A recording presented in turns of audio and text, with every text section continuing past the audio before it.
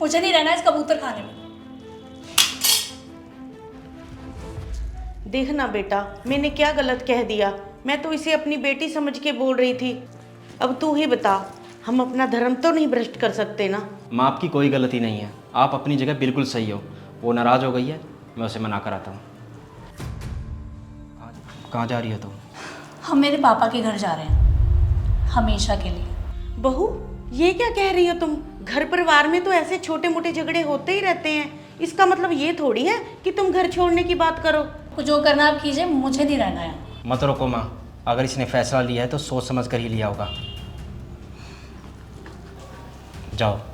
मतलब हम साथ में जा रहे हैं ना? सॉरी पूनम, तुम्हारे इस फैसले में मैं तुम्हारा साथ नहीं दे सकता। सूरज, तुम बहुत पछताओगे।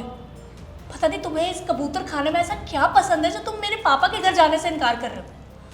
रुको, अभी पापा को कॉल करती हूँ, वो ही तुम्हें समझाएंगे।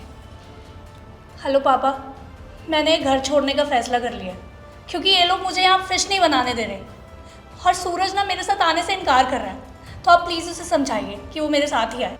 बेटा, मेरी एक बात आज कान खोल कर सुन लो। शादी के बाद तुम्हारा असली घर वही है जहाँ तुम रह रही हो।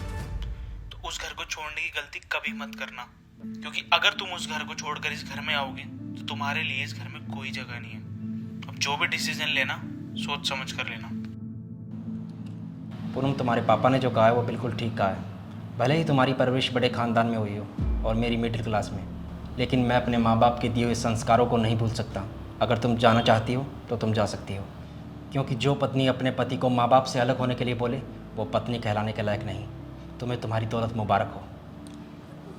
बहू, तुमने मांस मच्छी खाना हो तो बाहर जाके खाया करना, लेकिन इस घर को छोड़ने की बात मत कर।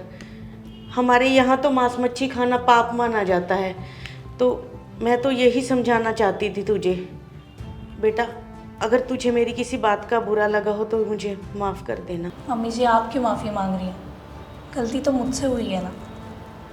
मुझे समझना चाहिए था कि किसी की फीलिंग्स को हर्ट करके अपनी मनमानी करना सही नहीं है।